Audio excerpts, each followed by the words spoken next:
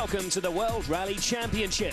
We've moved back across the Atlantic to South America for one of the classic events of the season, Rally Argentina.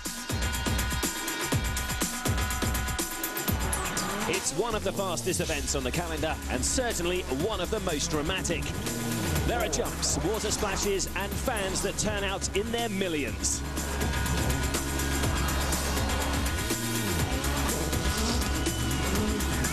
This year, the organisers are expecting 40,000 of them for the start of the rally in Buenos Aires.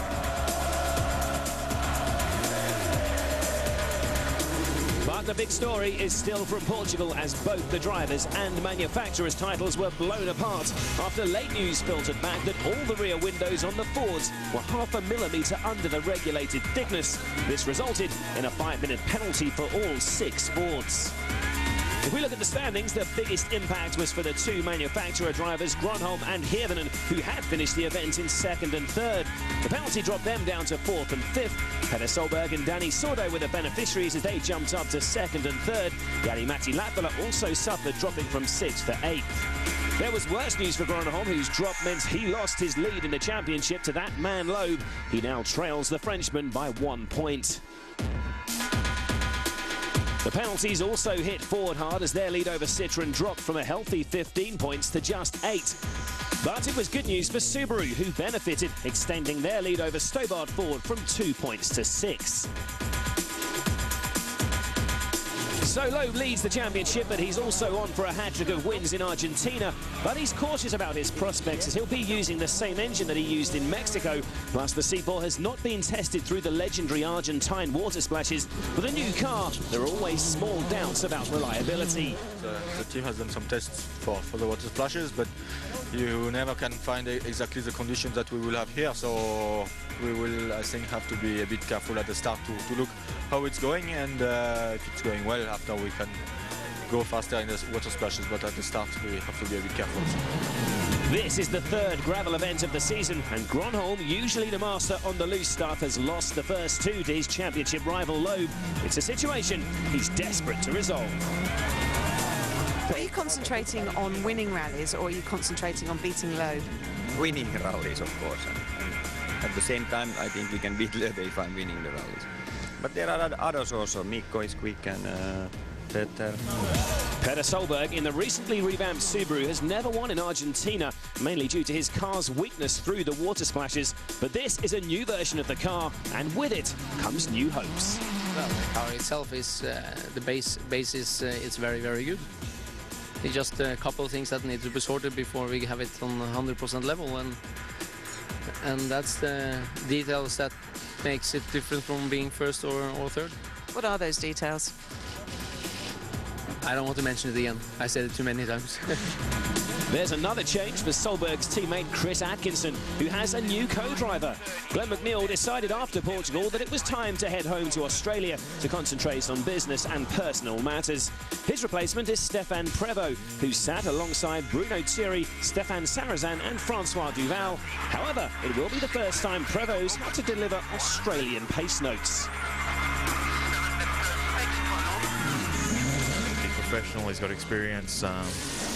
Heaps of experience in the WRC, something like 12 or 13 years, and so that's invaluable to me. And yet he's still at an age where he's keen to get results and wants to win, so that's what you want as well. The big news is that this year the rally will start in the capital of Buenos Aires with a super special stage in the River Plate Stadium, famous for its soccer team. The remaining stages are similar to 2006 and are based around Cordoba, with the city of Villa Carlos Paz once again hosting the WRC service area. For the cruise, there are 22 stages to master, totaling 347 competitive kilometres. First, though, are the logistics of transporting the teams, the cars and the drivers 700 kilometres down to Buenos Aires for the opening stage of the rally. The cars were all packed onto transporters for an overnight journey to the capital.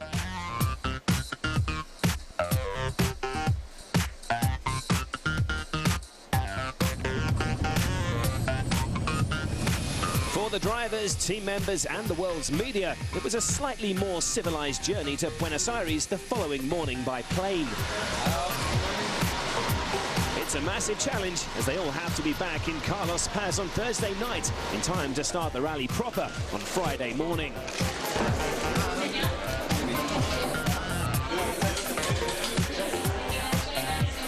Mikko, where are you going? Buenos Aires. You want to join?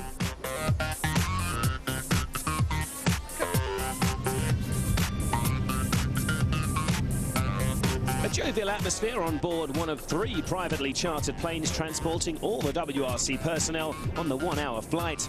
But in just a few hours' time, the serious business will get underway. Stay with us as we've a treat in store when the WRC takes the River Plate Stadium in Buenos Aires by storm.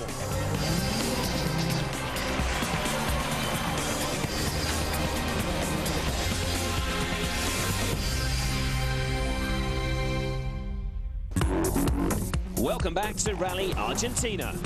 The scene is set for a spectacular event as the crews get ready to tackle a super special stage in Buenos Aires.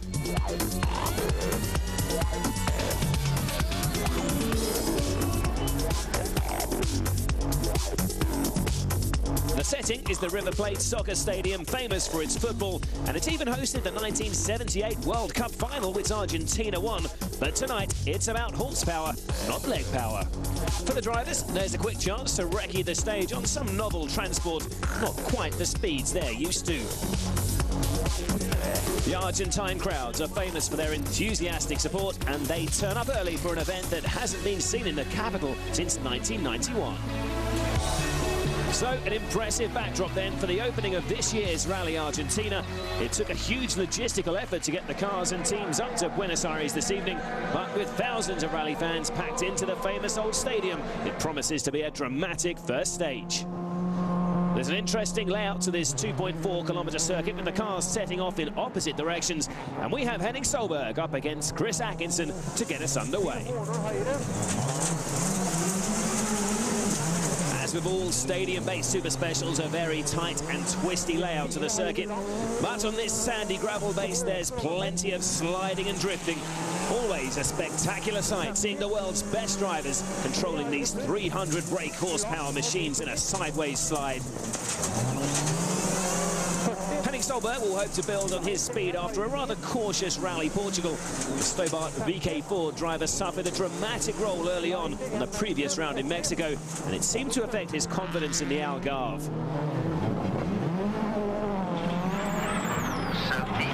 This is, of course, the first competitive outing for Chris Atkinson alongside new co-driver Stefan Prevost. It will take time for the new partnership to develop as Stefan adjusts to Chris's preferred form of pace notes. But the Belgian is one of the most experienced co-drivers around, though, with over 15 years of experience alongside the likes of Bruno Thierry, Francois Duval, and more recently Subaru's Stefan Sarrazin. It is, though, the first time he's recited pace notes in English.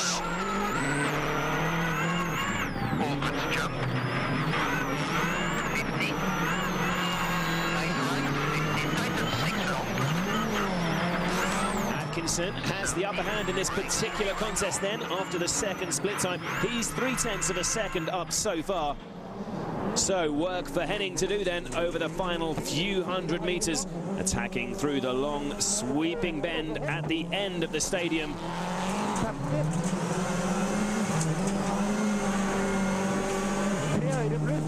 And hitting the jump hard there.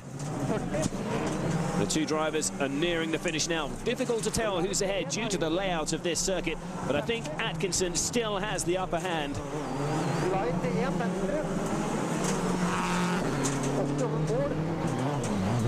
Yes, the Subaru driver flashes past on the bottom of your screen there. He's half a second quicker than Henning, so a promising start for the new partnership with Prevost already. The crowd are certainly enjoying the show, and next up we have Henning's younger brother Petter, head-to-head with Citroen's Danny Sordo. 2,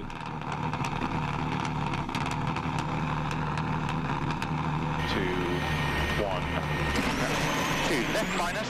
A good, clean start for both drivers. Well, Solberg and the Subaru team have recently had an extensive gravel test in Sardinia to continue the development of this new Impreza that debuted in Mexico. The early signs for the car were impressive despite a frustrating retirement in Central America. But unfortunately, the recent test wasn't as fruitful as hoped. It has actually provided more questions than answers. 3+. Long. It doesn't seem to be affecting the 2003 champions' commitment on this opening super special, however. Petter as spectacular to watch as ever. This is a slippery one. Opens 30. 2 left minus. Extra long. And after the first split time, though, it's the young Spaniard who has the edge. 0.3 of a second up to this point. Izquierda 4 lenta, muy corta. 30. Izquierda 2 larga, rápida, se cierra farola. Danny and co-driver Mark Marty will be hopeful of another strong performance this weekend. After 2 impressive outings on the gravel of Mexico and Portugal, Citroen's number 2 is beginning to shake off the tag of being purely a tarmac expert. Derecha 8 corta, se cierra 4 rápida, larga. 8 corta, 4 rápida, larga. Marcus Grönholm, an interested observer, meanwhile, in the grandstand. It'll be his turn to take on the stage soon enough. Tightened. 1+. This weekend also marks the 100th event that Petter Solberg has sat alongside long-time co-driver Phil Mills, so they'll want to mark the occasion with a strong showing if possible. Opens out long of a jump. Opens out long, 30. 5 right minus out long, tightened. 3+ long. 20. So Solberg with some time to make up if he wants to get ahead of Sordo. The Spaniard has looked very fast around the River Plate Stadium. Just a couple more corners to go, and I think he's going to stay in front. 30. Yes, a great start for Danny. He's 7/10 quicker than Subaru's number 1, and that's actually the fastest time through so far. But Petter, as ever the showman, once again takes on his familiar car surfing pose to the delight of the watching fans. We now have Ford's Mikko Hirvonen waiting on the start line alongside Manfred Stoll.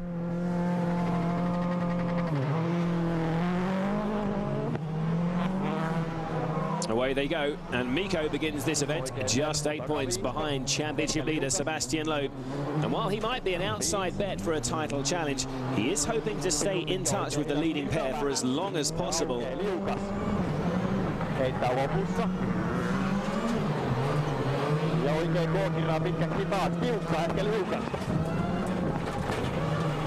The young Finn has already proved his ability with victory on the snow of Norway, and he should have the pace to fight for a win on gravel. It just involves the small matter of beating Sebastian Loeb and his teammate Marcus Grönholm.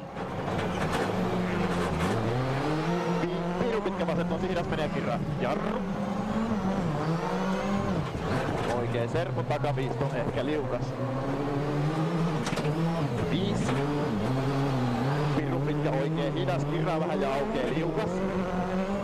5. Terrific shots here from inside Mikko's car as he flashes past the packed grandstands. Not a full house by any means, but a good 20,000 fans have come to witness the return of rallying to the capital city.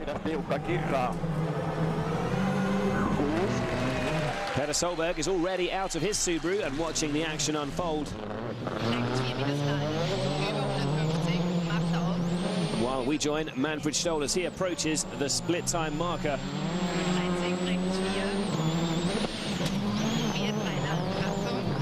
Oh, well, that's not a great start for the Austrian. His ambitions, of course, not quite as grand as Hirvonen's. Manfred has taken a while to adapt to the Citroën Zara this season, his best result to date being 6th in Mexico. The Super Specials, though, are all about putting on a show for the spectators, and that's certainly what Stoll and Hirvonen are doing. Manfred, for one, doesn't pay much attention to the times in such stages. He knows that the real fight begins tomorrow morning in the hills and mountains around host city Cordoba.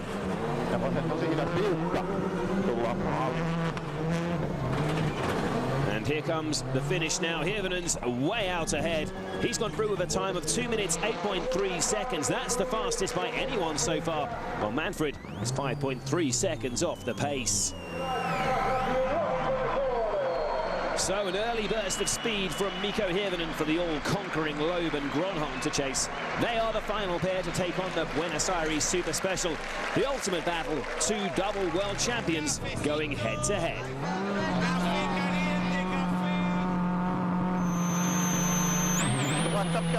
And they're off. Loeb then gifted the championship lead after the controversial finish in Portugal. And despite the slight concerns with the untested reliability of the C4 in Argentina with a used engine, he must be confident after claiming the first two gravel wins of the year.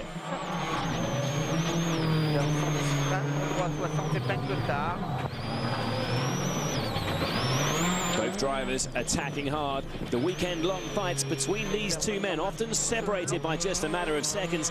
Even at this early stage, for these two at least, every second really does count.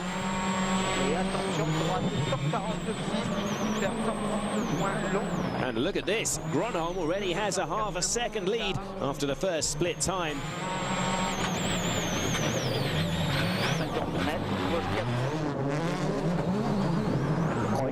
The Finn will want to put the frustration of the Portugal penalties and lost points behind him as quickly as possible.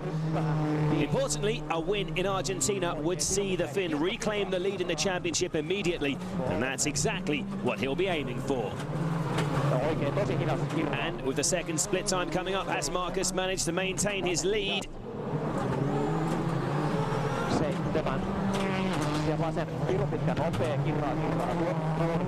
Yes, he's now 6/10 ahead. The River Plate Stadium may be the home of one of the best football teams in Argentina. It's normally the scene of two teams fighting for glory, but a different sort of battle is on view this evening. Instead of the search for goals, tonight it's all about speed, where seconds are the commodity on which success will be judged.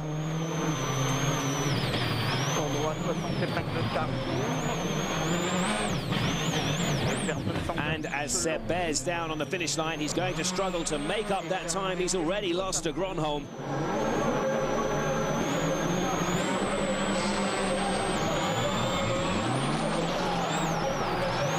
Yes, this battle at least is won by the Finn. He finishes stage one just under a second ahead of his rival.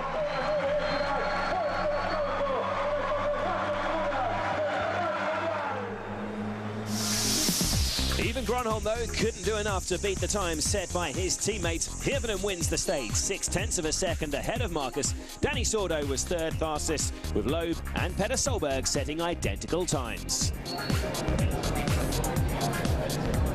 But there are problems at the airport on the way back to Carlos Paz as a storm delays the crew's departure and threatens to have repercussions for Friday's stages.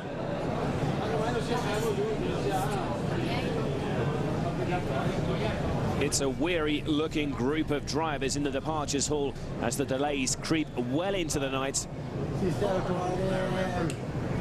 With all three planes unable to leave Buenos Aires, the drivers grab what rest they can in the meantime. With 8 stages scheduled tomorrow, they need all the rest they can get. Late drama then in Argentina. Stay with us to see how leg one unfolds.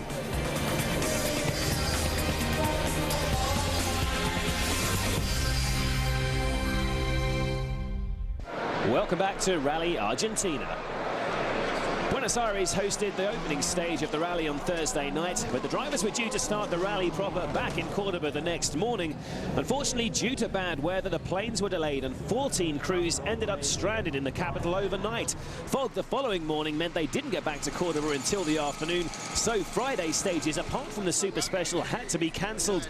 This led to some mixed opinions in the service park. It's a shame because you know, it's probably put a real not the right impression of what it could actually have been like, and I think it could have been pretty spectacular, and it could have taken the rally to a new audience, which is something that we're all looking for. It's a real big shame because I was driving down here this morning around 6 a.m. and all the spectators are going out to the stages, and they're really passionate here, and they've missed a day's rally, and so has everybody. So it's a real shame for the event. I said it that it's a stupid idea to go 700 Ks to do one stage, and we lose one day. Now we have lost one rally day because of this, and not a good idea. But in one way it's good. I hope the other rallies are not going to do the same. We try make the rally, make a very good rally for the next 2 days, for the people enjoy in the mountain. And the first step is the fans finally getting to see the drivers as they prepare to head off to another super special.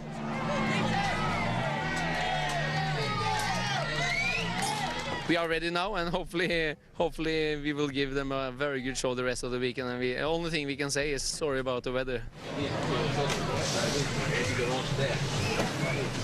I think we have to switch on now and start again. That's it, and a little bit shorter rally. Okay, it will be anyway flat out immediately. This evening, it's looking better because it's easier, I think, to come back from Cordoba than from Buenos Aires, so it should be okay this time. So after a frustrating day of one delay after another, we're finally ready for some more action here in Argentina. Once again, we're back in a stadium, but this time the slightly smaller Cordoba arena, although the fans have packed into the grandstands. After thousands missed out on the action in the mountains today, they're certainly fired up this evening. Again, it's Mikko Hirvonen who set the fastest time so far, but teammate Marcus Grönholm brings an advantage of just under a second over his great rival Loeb into the Cordoba Stadium. He'll obviously hope to maintain that slender advantage going into what is now the first mountain stage on Saturday morning. Like the Buenos Aires stage last night, this circuit is just under 2.5 kilometers long, so not a great deal of distance to make much of an impact. It's actually raining slightly this evening, and tomorrow's stages will continue to be run in championship order due to all the cancellations today, so there's no road position to fight for, although the rain could affect that anyway. Just a matter of shaving as many seconds as they can from their rivals tonight. Can Sebastian fight back after the small amount of time lost last night? A big slide there from Sebastian. It's quite wet in places now, and coming up to the first split time. Well, it's Grönholm who's lagging behind this time. Loeb already a second up. FIA rules state that at least 50% of the route needs to be run to ensure the validity of the event, and with over 122 kilometers cancelled today, the organisers currently have a 13-kilometer shortfall to make up somewhere over the next 2 days. We'll keep you updated on that, but in the meantime, the battle for supremacy in the Cordoba Stadium continues here, and it's Loeb with the upper hand at the moment. For whatever reason, Marcus isn't looking as comfortable at this Super Special, which is surprising as it's exactly the same layout as the River Plate Stadium version.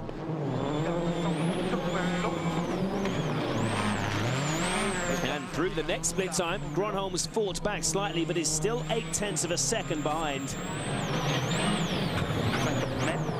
The best time last night was just shy of 2 minutes and 10 seconds. This circuit is slightly longer, but with Loeb passing the 2-minute barrier, he must be closing on the finish line now.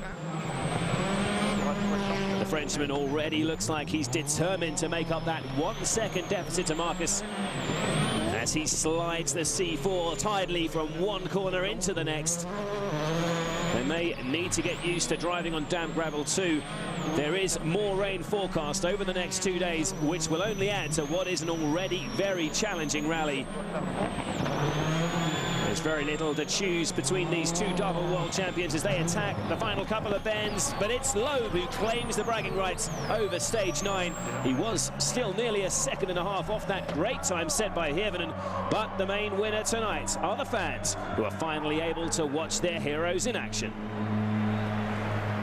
A strange day all round, but at least Mikko Hirvonen can claim to have made the best start possible after so many interruptions. After winning both Super Specials, the Finn takes a lead of 2.4 seconds into leg 2. Danny Sordo's currently second, half a second ahead of his teammate Loeb, with Grönholm just 1/10 of a second back in fourth. So far we've been fastest on every stage this rally, so it's a good start, but I can't wait to really start the rally and get on into proper stages. I think tomorrow the rally will start, and finally. So, okay, tomorrow I think we will have to go as fast as possible. I hope we will be competitive, and I know that we don't have to lose some time tomorrow because the rally will be a lot shorter than usually, and so the time we lose at the start will be difficult to catch. So we will have to push hard since from the morning tomorrow. It's been a quiet and controversial start to Rally Argentina, but join us tomorrow when the real action starts. If you want to catch up on all the news and views, check out the website at WRC.com.